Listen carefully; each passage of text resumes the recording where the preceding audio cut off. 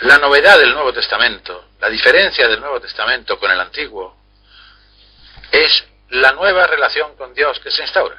Esto se puede expresar en lenguaje judío como la nueva alianza. Es una malformulación. No absoluticemos ninguna formulación.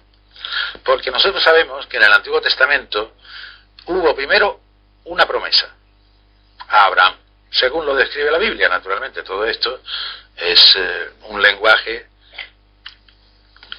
pretendidamente o aparentemente histórico, no es exactamente histórico, pero en fin, así se ha transmitido y así nos sirve su utilización. De manera que primero hay una promesa de Dios a Abraham. Ahí Dios se compromete con el pueblo, con Abraham y sus descendientes.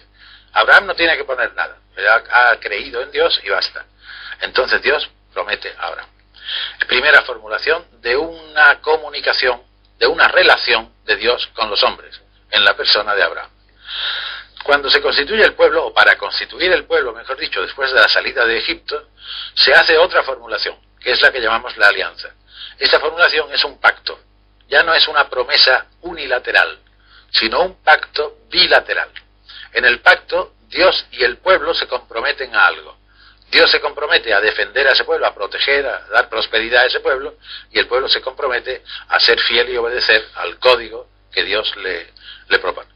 De manera que es casi un pacto jurídico, como un rey con un pueblo. Nosotros te tomamos por rey y tú mandas y nosotros te obedecemos. Y tú naturalmente te encargas de nuestra protección. Esta sería la concepción de la alianza, que es la segunda formulación de una relación de hombre con Dios, de Dios con un pueblo. Pero esta misma relación ya parece insuficiente después. Los profetas que tienen, digamos, una experiencia de Dios profunda, no hay duda, profunda y comprometida y además discutida, porque los profetas son figuras siempre muy polémicas dentro de Israel. Los profetas formulan de otro modo. No les basta la formulación jurídica del pacto, de la alianza. Ellos buscan algo más profundo, una relación más vital entre Dios y el pueblo, y lo formulan en términos nupciales. Dios es el esposo del pueblo y el pueblo la esposa de Dios. Entonces la relación ya no es la fidelidad a un contrato, sino es el amor y la fidelidad propios del esposo y la esposa. Es una formulación poética, preciosa y mucho más profunda que las dos anteriores. Por eso, siempre estas tres formulaciones representan modos de describir cómo Dios se comunica o establece una relación con los hombres y los hombres con Dios. Los evangelistas no usan la palabra alianza más que una vez en la cena, y son Mateo y Marcos. Lucas es dudoso y Juan no la usa. De manera que para ellos es insuficiente. Cuando la usan en la cena es porque la cena se celebra con el nuevo Israel. Los 12 representan a todos los creyentes que vienen del judaísmo, el nuevo Israel. Entonces hay que hacer comprender al nuevo Israel que ha cambiado la alianza, que ha cambiado la relación con Dios. Y por eso Jesús habla de la nueva alianza, o de la alianza mía. Habla en la cena, solamente en la cena, y solamente para ese grupo, para hacerles comprender que toda la antigua alianza ha caducado, que hay otra relación diferente. Por eso, en cambio, los evangelistas usan todos el simbolismo del esposo, que pertenece a la otra formulación, a la formulación de los profetas. De manera que tanto Mateo como Marcos como Lucas, en el episodio aquel de la cena o de la comida, cuando le preguntan por qué sus discípulos no ayunan, como hacen los fariseos y hacen los discípulos del Bautista, Jesús responde: ¿pueden los amigos del novio ayunar? El novio o el esposo. Es que en español se dice más novio cuando es el banquete de boda, pero en fin, la palabra es la misma. Mientras el esposo está con ellos. De manera que él se define como el esposo. Y el esposo corresponde a la concepción profética de que Dios era el esposo del pueblo. Ahora ya no es Dios, es Jesús. Jesús ejerce las funciones divinas en la tierra. Él es el hombre Dios. Por lo tanto, lo que antes hacía Dios, lo hace Jesús. Él es el Hijo de Dios, por lo tanto, el representante, la presencia del Padre en la tierra. Y la alianza nueva se hace con Él, no con Dios. Por eso Él habla en la cena de la alianza mía. Y por eso Él es el esposo. No es Dios el esposo, no es el Padre el esposo, es Jesús el esposo. De manera que la nueva comunidad es tiene una relación con Jesús, la comunidad cristiana, como la de esposo y esposa. Es decir, una relación de pleno amor y plenísima fidelidad mutua. Esta es la relación. Los evangelistas toman el símbolo profético porque les parece aptísimo para describir esta nueva relación. Juan va más allá todavía. Él usa también, en boca de Juan Bautista, los episodios del Evangelio de Juan son diferentes de los sinópticos. Por eso no tiene esta cuestión del ayuno. Pero en cambio, cuando los discípulos del Bautista van a protestarle a su maestro, a decirle, oye, tú, aquel a quien tú presentaste en el Jordán y todo eso, ese está usurpando tu puesto, está haciendo más discípulos que tú, están celosos de Jesús y están, digamos, estimulando a Juan Bautista para que él diga, no, está tomando mi puesto. Juan Bautista dice, el que tiene a la esposa es el esposo. A mí nadie puede hacer nada si no le es concedido de arriba. A mí no me ha concedido. Yo no soy ese. No soy el Mesías. No soy el fundador del nuevo pueblo. A mí me toca menguar. A él crecer. A él le toca crecer. A mí menguar. De manera que el simbolismo del esposo está también ahí. Y luego Juan lo desarrolla todavía de una manera más explícita a partir de la cruz. En Juan hay mujeres que representan a la esposa de Dios. La madre de Jesús, que en Caná no lleva nombre, es solo la madre de Jesús, aparece en el papel del Israel fiel. Jesús la llama mujer a su madre, a la madre. Mujer significa esposa también, como en español un hombre dice mi mujer, es mi esposa. De manera que esa figura, la madre de Jesús, el origen de Jesús, es el Israel fiel. Y esa es la esposa de Dios en el Antiguo Testamento, la esposa fiel. Pero luego habrá otra para el Nuevo Testamento, y esa es María Magdalena. Les advierto, cuando se habla de María Magdalena, hay tal confusión con esta figura, porque se mezclan los datos de los 4 evangelios, y luego se identifican con María Magdalena figuras que no tienen nada que ver con ella, como la pecadora aquella de Naín que le ungió los pies y le secó los pies con el pelo a Jesús. Esa no es María Magdalena, no tiene nada que ver con eso. Pero a partir de San Gregorio Magno, que escribió un libro, no me acuerdo cómo se llama ahora, pues el San Gregorio, que era, en fin, un simbolista extremo, él reunió a todas esas mujeres y les puso, era María, el título de María Magdalena. De manera que, de ordinario, en nuestras cabezas hay una enorme confusión con estas mujeres. María Magdalena aparece en todos los 4 evangelios, pero con papeles completamente distintos. Es sin duda una figura histórica, pero cada evangelista la utiliza de una manera distinta. En Juan es donde tiene el papel más noble. En Juan aparece al pie de la cruz con la madre de Jesús. Es María, la madre de Jesús, y María Magdalena. María es un nombre difícil de interpretar. Algunos dicen que vino de una raíz egipcia que significa la exaltada, digo, en el sentido, la eminente. Pero otros dicen, en cambio, que en el Antiguo Testamento el nombre de María aparece una sola vez. Por lo menos aparece aplicado a la Ertés. Y la hermana de Moisés, María, por haber murmurado junto con Aarón, su hermano, contra Moisés, la hermana de Moisés fue cubierta de lepra. Y luego más tarde, por intercesión de Moisés, se le curó la lepra. De manera que María, de hecho el nombre de María, no vuelve a aparecer en el Antiguo Testamento nunca, para mujer. Parece que hay un Marión para hombre, pero para mujer nunca.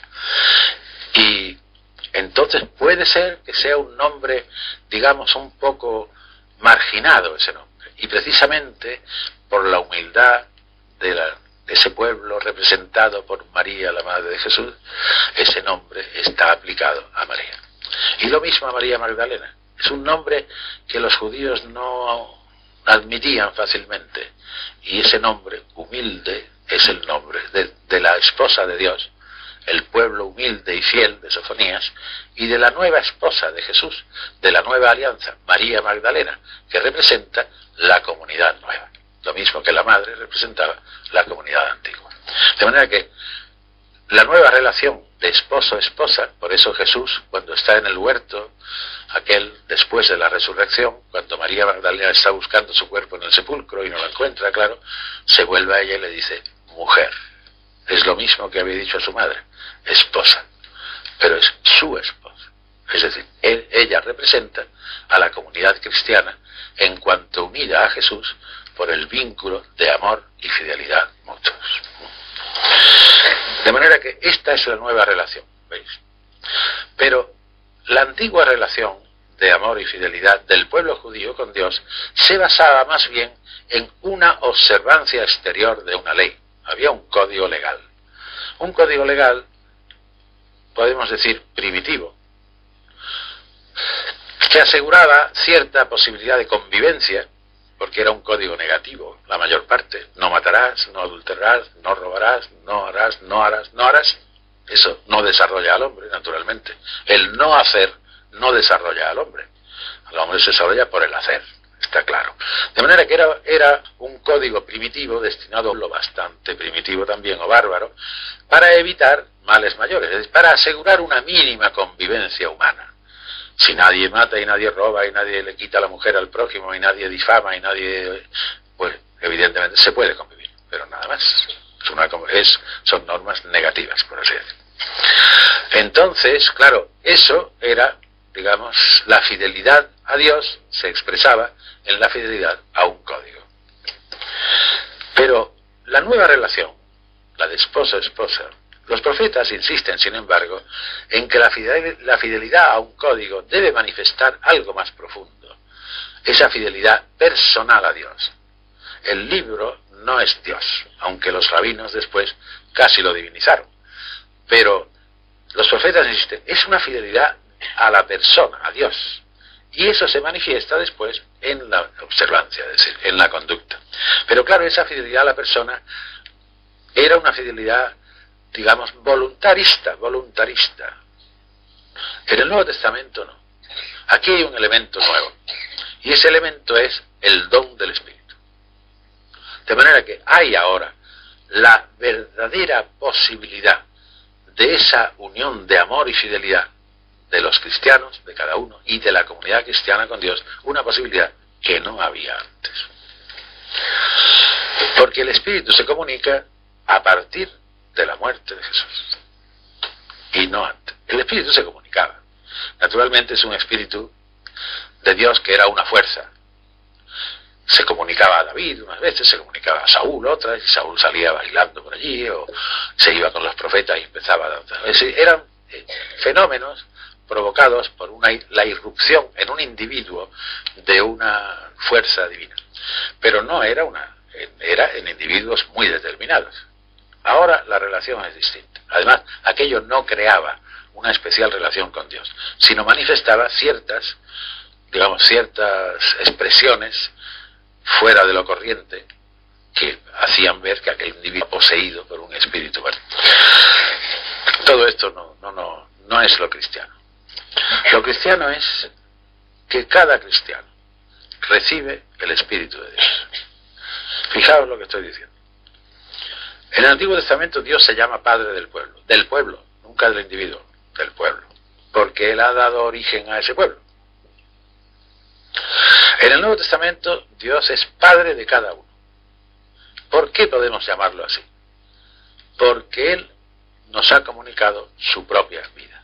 Padre es eso. Padre es aquel que por amor comunica su propia vida. Y este es el don del Espíritu. La vida de Dios, que es la fuerza de Dios, que es el amor de Dios, todo junto, es lo mismo. Son maneras de expresar la misma realidad.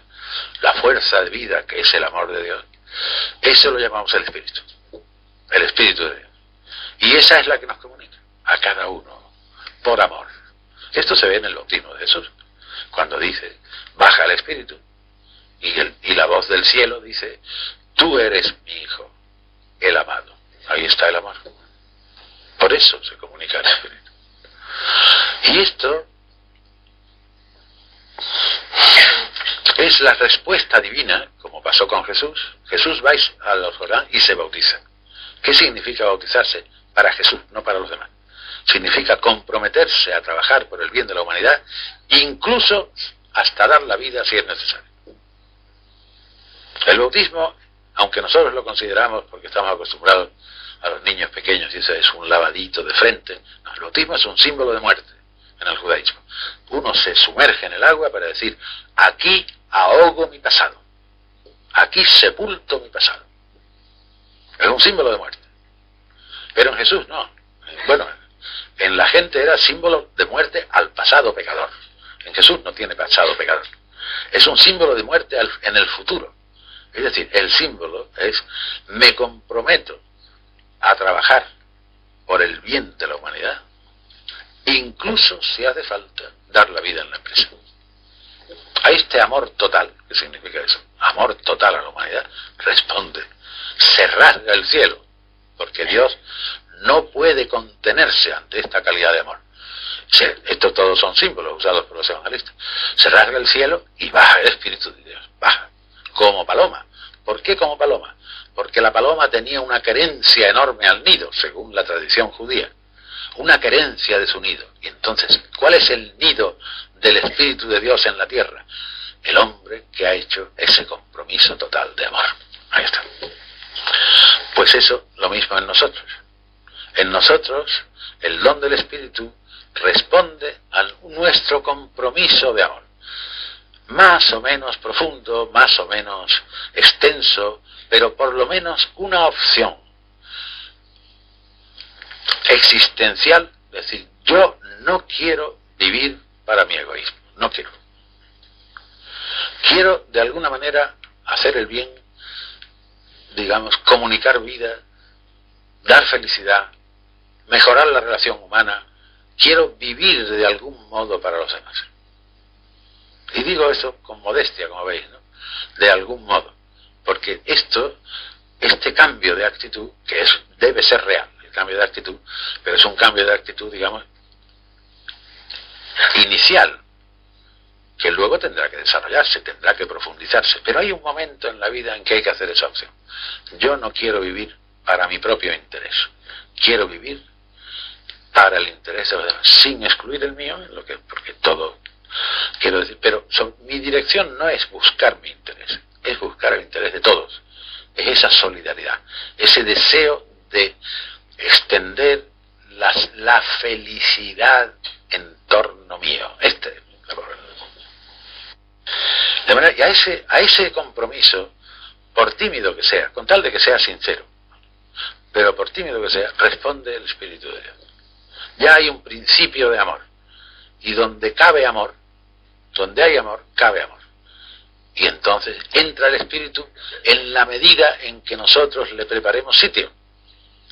Si nuestro compromiso es muy amplio y muy sincero y muy profundo, como fue el de Jesús, que fue total, todo el Espíritu de Dios, todo, Dios entero se comunica a él. Si nuestro compromiso es pequeñito, más pequeño, más vacilante, bueno, algo se comunica, ya tenemos el Espíritu. Y podemos empezar a trabajar. Ahí tenemos ya. Y ahí empieza la nueva relación. La que Juan describió en el episodio de Caná con el vino.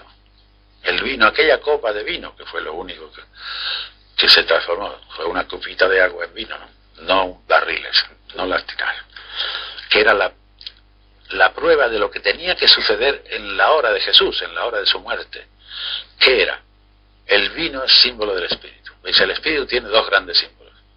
El agua que da vida, que vivifica, el agua. Y el vino que alegra. En cuanto el Espíritu es alegría, amor, porque el vino es símbolo del amor, en cuanto es amor y alegría, tiene el símbolo del vino. En cuanto es vida y fecundidad, el símbolo del agua. Ese vino. Y ese vino, fijaos el símbolo tan bonito, porque ese vino ya no es exterior, sino entra dentro del hombre. La fuerza de Dios, el amor y la vida de Dios entran dentro del hombre y lo transforman. Y ya como el Espíritu de Dios es Dios mismo, en cuanto se comunica, entonces tenemos a Dios en nosotros. La relación con Dios es directa para cada cristiano, directa. Esta es la nueva relación con Dios, es directa, no está mediada por un código legal, como pasaba con el judío, no está mediada por una institución, no está mediada. La relación de cada cristiano con Dios es directa, no necesita mediadores. Y esta es la unción. De eso hablaremos también más extensamente en otra ocasión. La unción del Espíritu. La unción que es unción profética. Y es unción real. Es unción mesiánica. Todos participamos de esa unción. La que tuvo Jesús en el Jordán, nosotros la tenemos por medio de Jesús. Ya lo anunció Juan Bautista. Yo he bautizado con agua. Él os bautizará con Espíritu Santo. Este es nuestro bautismo. Este es el bautismo típicamente cristiano. Y el Espíritu es la fuerza, la vida, la capacidad de amar, la unción mesiánica del cristiano. Esta es la base de nuestro cristianismo. Por eso, en el fondo, el cristianismo se basa en una experiencia. A nuestro compromiso de amor, de salir de nuestro egoísmo, de dedicarnos al bien de los demás en la medida que uno pueda, en las circunstancias que uno pueda. No hay recetas para todo. Cada uno tiene que buscar cómo lo hace. A ese compromiso responde Dios con su Espíritu.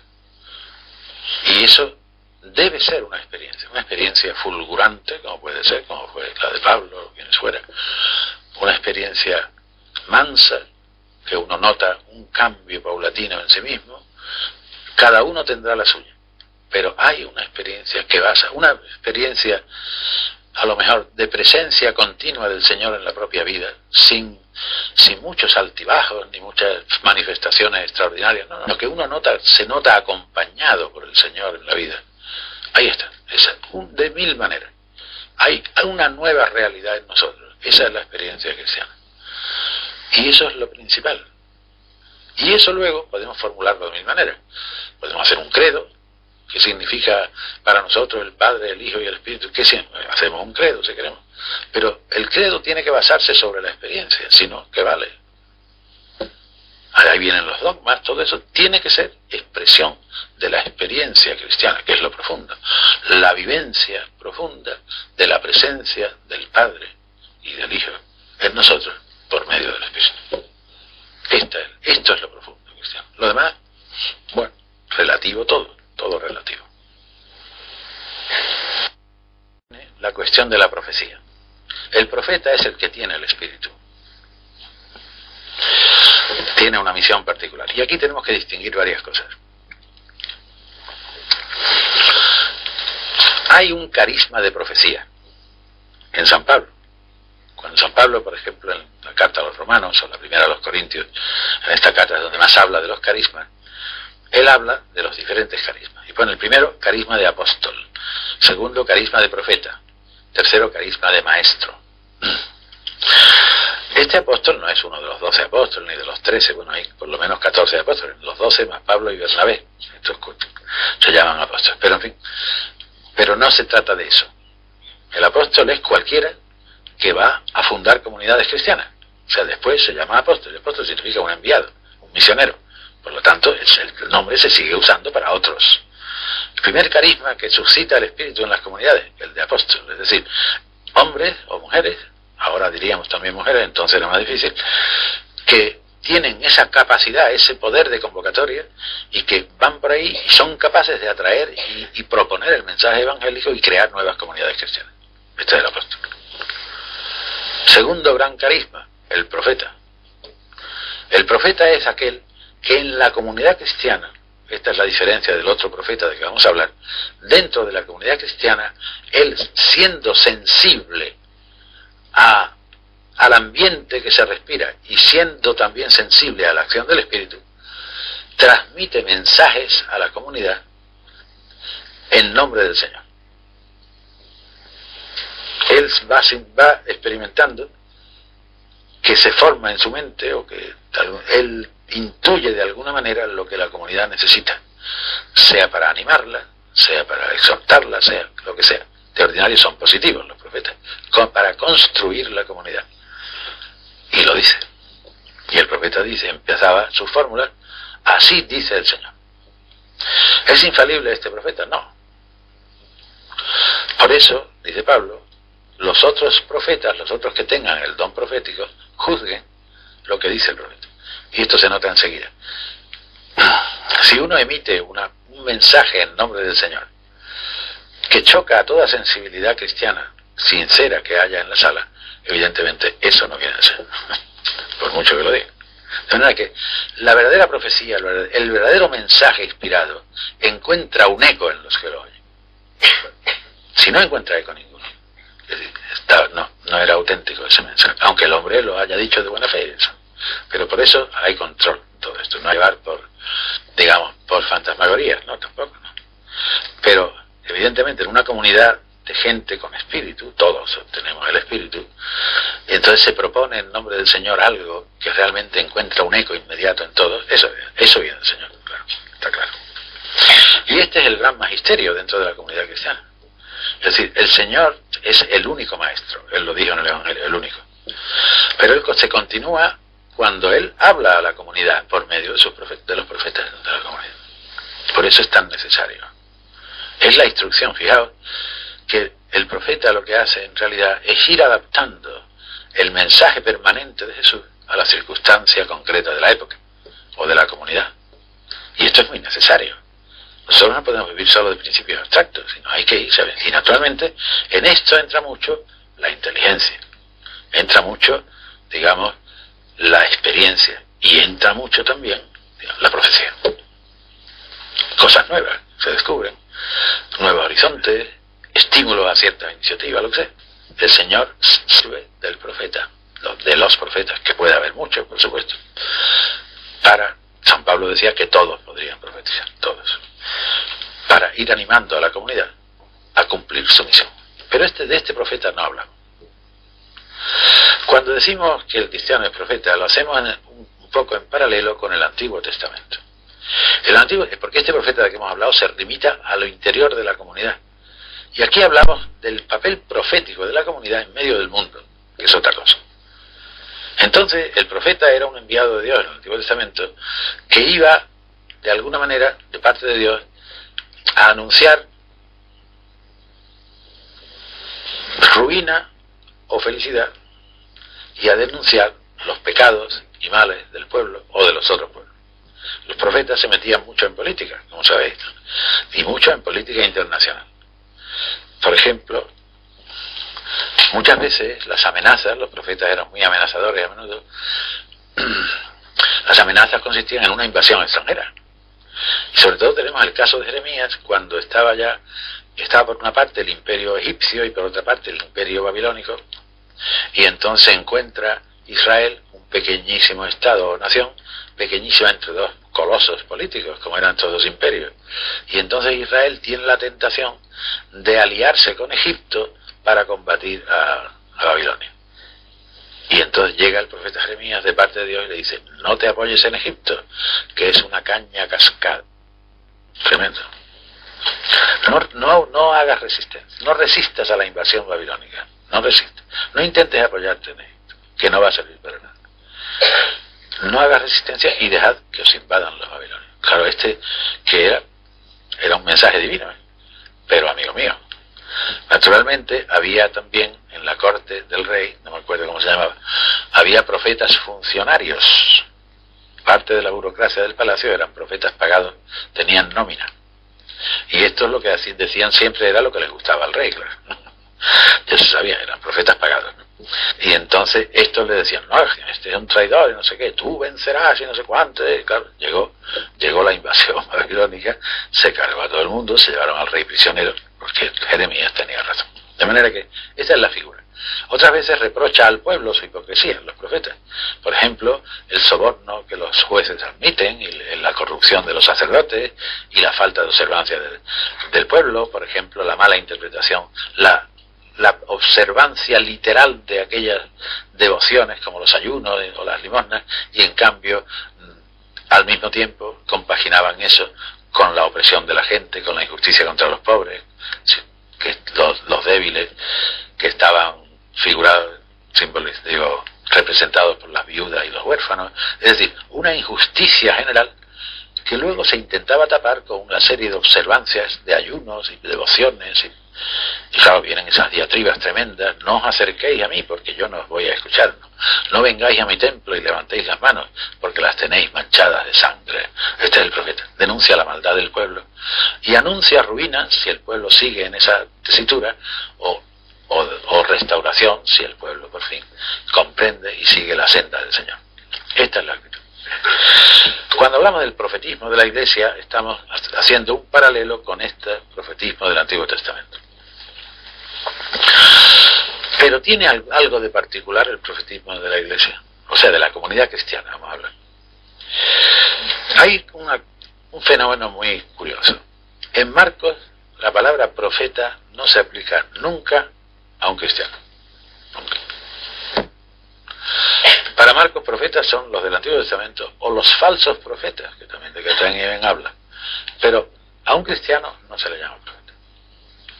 En Mateo, sí, pero se le llama profeta de acción, no de palabra. Lo dice Mateo en las bienaventuranzas. Al final de las bienaventuranzas termina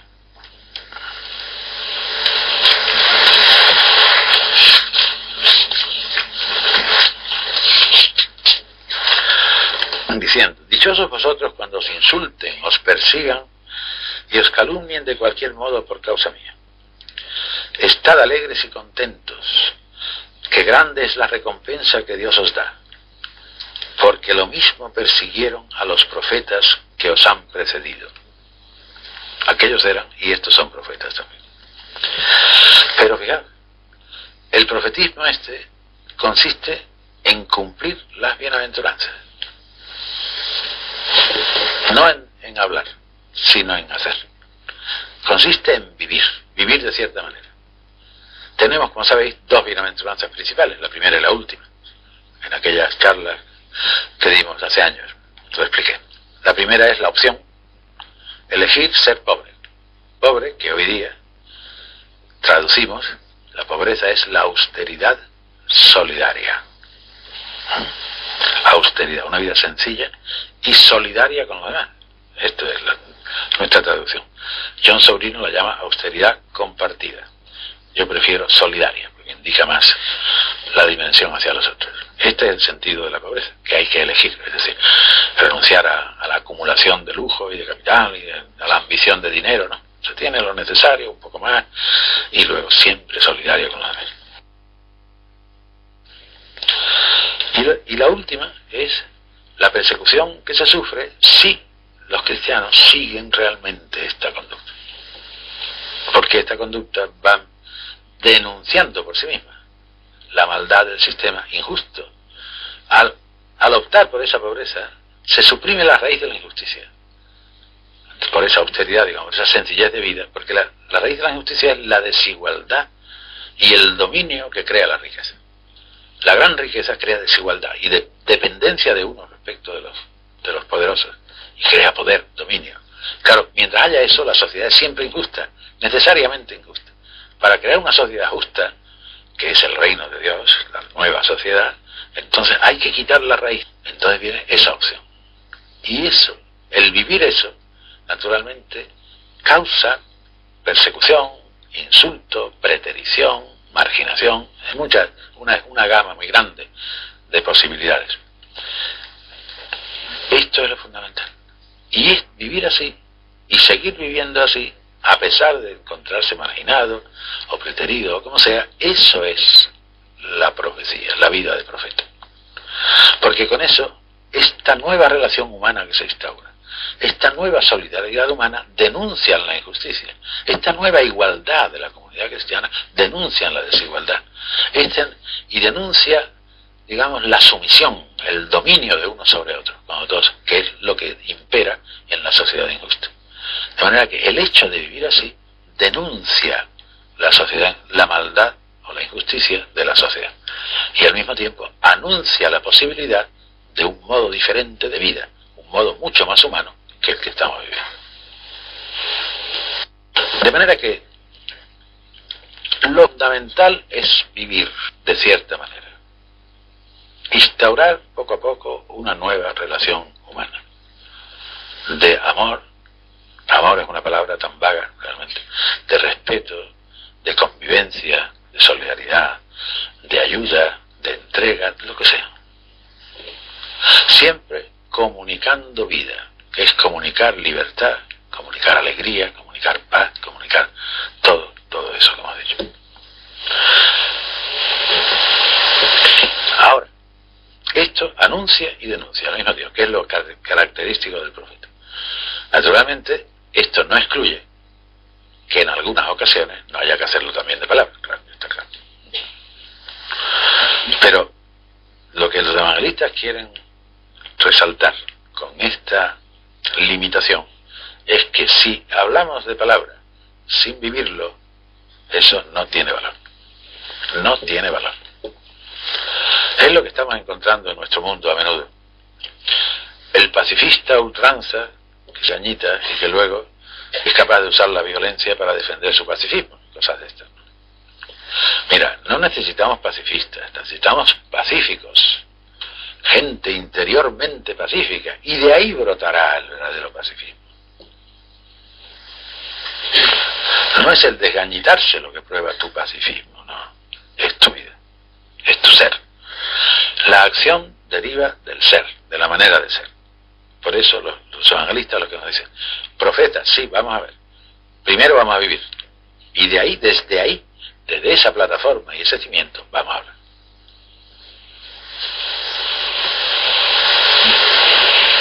Profecía de acción, o sea, profecía de vida. La vida es nuestra profecía. Y luego, cuando haga falta, por supuesto, no hay que tener miedo ninguno. Primero, naturalmente, como estamos llenos de amor, o debemos estarlo, para nosotros lo principal es lo positivo. Alegrarnos de lo bueno. Alegrarnos de toda iniciativa buena, de todo resultado bueno, de todo intento que luego quede un poco malograda. Y después lo negativo. Porque si somos solamente profetas negros, de estos que no ven más que lo malo, y esto no procede de una visión de amor al mundo, procede de un resentimiento interno, sabemos, o de un interés oculto. Cuando los ojos son límpidos, y hay amor en el corazón, lo primero lo que está uno deseando ver es lo bueno, y lo descubre. Y luego, naturalmente, ese amor se siente ofendido o chocado por el mal, y lo dice. Pero no va buscando solo el mal, no, eso es falta de amor. Y además eso crea desánimo en nosotros y en todos. No, el bien con alegría, lo dice Pablo en la primera de los Corintios capítulo 13. El amor no se alegra del mal, se regocija del bien, claro. Y luego el mal. Y cuando haya un mal que haya que denunciar en voz alta, se denuncia, por supuesto. Pero siempre constructivamente, nunca destructivamente. Esta es la de cristiano con otra mucha gente, de buena voluntad, no lo dudo, pero que no tienen ese espíritu profundo. Nosotros queremos construir, no destrozar, ni a la persona ni a nada. Destrozar personas no es lo nuestro. Para Jesús no hay nadie irrecuperable, nadie. Por eso Él va a los pecadores más tirados que había y los reúne consigo. De manera que no vamos a destrozar las personas, no. Vamos a rescatar. Todo esto es muy abstracto cuando yo lo digo yo. Naturalmente no doy una receta. Pero quiero decir, yo lo que hablo es de un espíritu, de una disposición. Desde ahí actuamos. Y luego ya el espíritu y el talento y la prudencia y la experiencia, todo eso nos irá diciendo lo que debemos hacer. Y si alguna vez nos equivocamos, no pasa nada. Se sigue trabajando. Esta es la profecía. Porque es que muchas veces Yo he conocido comunidades de base también. Y de positivo, ¿qué proponéis? Nosotros la denuncia. No, eso no es cristiano. Eso no es. La actitud no es esa. Y perdonad una alusión de estos días. ¿Por qué cuando ha habido tantas manifestaciones contra el racismo en Sudáfrica no hay una para alegrarse de que ese problema se haya resuelto? ¿Por qué? Porque esto sería para dar gracias a Dios y a la humanidad y a Nelson Mandela y al otro señor blanco aquel y a todo el mundo, a De Klerk. Dice, caramba, gracias a Dios, os felicitamos, estamos con vosotros. Esto sería lo normal, pero no. Es que en el fondo se hace sin amor, se hace condenando nada más. Y esto no, eso no es bueno. A mi parecer, en mi inexperiencia juvenil, así pienso.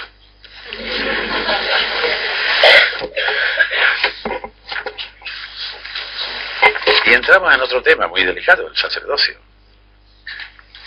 Hablamos del sacerdocio de los cristianos, ¿verdad? Aquí pone sacerdocio ritual, sacerdocio existencial. El sacerdocio ritual es un sacerdocio de las religiones antiguas. Casi todas tenían sacerdocio. La griega, la romana, la judía y la egipcia, la siria, todas tenían sacerdocios. Podemos decir, así globalizando un poco, que lo característico del sacerdocio de casta, porque era una casta, eran dos cosas. Estos sacerdotes estaban más cercanos a Dios por el hecho de ser sacerdotes, y por lo tanto ellos eran mediadores entre el pueblo y Dios. De manera que la cercanía a Dios propia del sacerdote la hacía mediador con el pueblo. Segundo, el sacerdote era el hombre que poseía la ciencia de Dios, el saber sobre lo divino. Y él comunicaba al pueblo las migajas de ese saber que le parecían oportunas. De manera que él tenía la cercanía y la mediación, y por otro lado la ciencia divina. Dominaba al pueblo, por supuesto. Todos los sacerdocios han dominado al pueblo, todos. Y además eran una casta poderosísima siempre. En Roma no. Roma era una cosa mucho más laica, por así decir. Pero en Oriente, sobre todo, era en Egipto, en Asiria, en todas esas partes, y luego también en el pueblo de Israel. Nosotros vemos que en los evangelios los que llevan la hostilidad contra Jesús son los sumos sacerdotes, claro, que era la jerarquía eclesiástica, la jerarquía sacerdotal del templo, la aristocracia sacerdotal. Acabo de estudiar la Pasión de Marcos. Ellos y ellos, los sumos sacerdotes. Había otros dos grupos del Sanedrín, o Gran Consejo, que eran los senadores, laicos, ricos, el poder económico, y los letrados, fariseos, doctos, teólogos, el poder ideológico. Pero el que persigue a Jesús en primer lugar es el poder sacerdotal, poder religioso. ¿Qué pretenden? Como sabemos, el término sacerdote explícito se aplica a todos los cristianos en dos escritos del Nuevo Testamento. En la primera carta de Pedro y en el Apocalipsis, sobre todo en el Apocalipsis. Y entonces se habla no de un sacerdocio propio de ciertas personas dentro de la comunidad cristiana, sino del sacerdocio de todos los miembros de la comunidad cristiana, todos. Hay un sacerdocio general. ¿Y qué significa eso? ¿Tiene algún sentido hoy? Mira, estamos estudiando escritos del siglo I, cuando los sacerdocios eran comunísimos. En todas las naciones había sacerdocios paganos o judíos. De manera que el concepto de templo y de sacerdocio era una cosa que estaba en la cultura general de cualquier país de aquel tiempo. Y siempre se caracterizaba, como he dicho, tenía las dos características principales: el monopolio de la cercanía a Dios y el monopolio de la ciencia divina.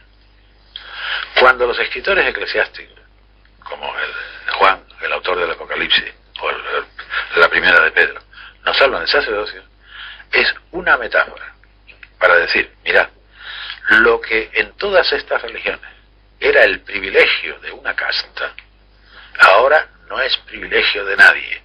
Todo cristiano tiene la cercanía a Dios y todo cristiano tiene la ciencia de Dios, que es el Espíritu. De manera que no es más que una metáfora. Una metáfora adaptadísima a aquel tiempo, mucho menos adaptada al nuestro, claro, porque aquí ya no hay sacerdocios, ¿no? Ya no tenemos religiones llenas de sacerdotes por todas partes, ¿no?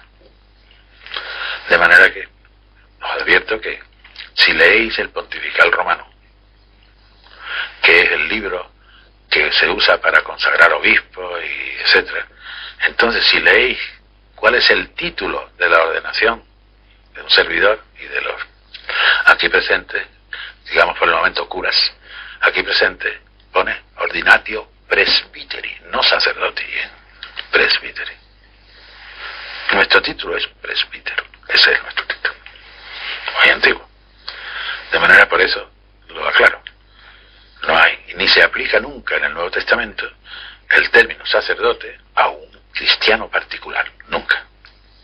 Hay presbíteros, como nosotros. Presbítero significa anciano, significa, digamos, persona madura, significa, digamos, persona fiable, estable, que da solidez a la comunidad, pero nunca sacerdote.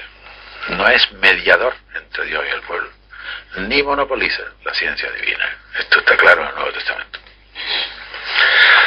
Entonces, como veis, los escritos lo que nos dicen es eso. Lo mismo con la idea de templo, es lo mismo, ¿no? Vosotros sois el templo de Dios. ¿Qué significa eso? Significa, mira, ¿qué idea se tiene de un templo?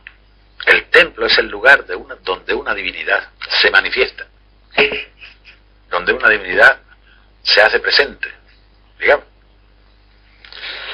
donde se nota la cercanía a una divinidad. ¿Y nosotros qué somos? Lo que hacen los evangelistas es, ¿dónde se hace presente Dios? Donde hay amor, donde hay espíritu. Por eso Jesús es el templo o el santuario de Dios, porque en él está la plenitud del amor, que es la plenitud del espíritu. O sea, el templo no es más que una metáfora para indicar que son los hombres los que llevan la presencia de Dios. En primer lugar Jesús y después todos los que participan de su espíritu. Y no hay más que eso. Son metáforas antiguas. Y metáforas, yo diría, anticuadas. Ya no nos sirven. Porque no vivimos en una cultura. Una metáfora o un símbolo, mientras esté vivo en la cultura, sirve. Cuando se muere ya no sirve. Por ejemplo, comparaciones de nuestros clásicos, ¿no? En la vida espiritual hay que tensar el arco de la ballesta hasta el máximo para poder, porque que apuntemos a lo sumo, siempre por la debilidad llegará a un sitio. La ballesta para nosotros no significa nada. Es un arma completamente pasada. Seguramente ahora quizá vuelve en algunas películas, pero eso no tiene sentido. Esto pasa igual. El sacerdocio, el templo, son metáforas o símbolos tomados y que lo que hay que hacer es entender su contenido. La cercanía a Dios no depende de un nombramiento, de una consagración particular, depende de la calidad de nuestro amor y se ha terminado. No hay más que eso. Estamos tanto más cerca de Él cuanto más amor tenemos. Es decir, nos parecemos más a Él cuanto mayor es nuestra capacidad y nuestra práctica de amor. Ya está, nada más. Y eso es propio de todo cristiano y cada uno tiene que fomentarlo. Y nuestra ciencia de Dios, como hemos dicho antes, el cristianismo se basa en una ciencia interna, que es la experiencia del amor de Dios derramado en nuestro corazón. Esto es lo que dice San Pablo, carta a los Romanos, capítulo 5. Por el don del Espíritu hemos recibido, nosotros hemos sentido el amor de Dios que se derrama en nuestro interior. Esta es la gran ciencia. Después todo lo demás es ayuda o no ayuda, adorna o no adorna, pero la fundamental es esta. De manera que esto es lo que nos quieren decir, que lo que era un monopolio de una casta, ahora está a disposición de cualquier cristiano. Es, digamos, la misma vida cristiana que tenemos. Y luego queda el culto. Y para el culto no vamos a tener tiempo hoy. Pero ya podemos imaginarlo. Es precioso lo del culto también, pero diremos que como siempre, el culto es la vida misma, la vida misma, la vida misma. Por eso en las últimas charlas no hablamos nunca de culto, sino de celebración. ¿Qué es culto? ¿Qué significa dar culto a Dios? Honrar a Dios, honrarlo. ¿Qué es lo que honra a Dios? Que es nuestro Padre, ¿eh? Dios se llama Padre para nosotros. ¿Qué es lo que honra a nuestro Padre? Que nos tomemos por tierra como esclavos, que nos arrodillemos como inferiores, que le echemos un incienso que no le llega. Entonces son símbolos antiguos. ¿Qué es lo que lo honra? Que nos parezcamos a Él, que para eso es nuestro Padre. Esto es la única cosa que lo honra. ¿Y cómo nos parecemos a Él? Practicando un amor como el suyo, sin frontera. El culto que llama San Juan en espíritu y verdad. Y espíritu es el dinamismo del amor. Ha dicho antes, Dios es espíritu, dinamismo de amor. El culto con el amor activo, verdadero o fiel hasta el final. Ese es el culto que el Padre busca, no hay otro. Todo lo demás son antiguallas. El culto, no, lo único que honra a Dios es que sus hijos se parezcan a Él. Esto es lo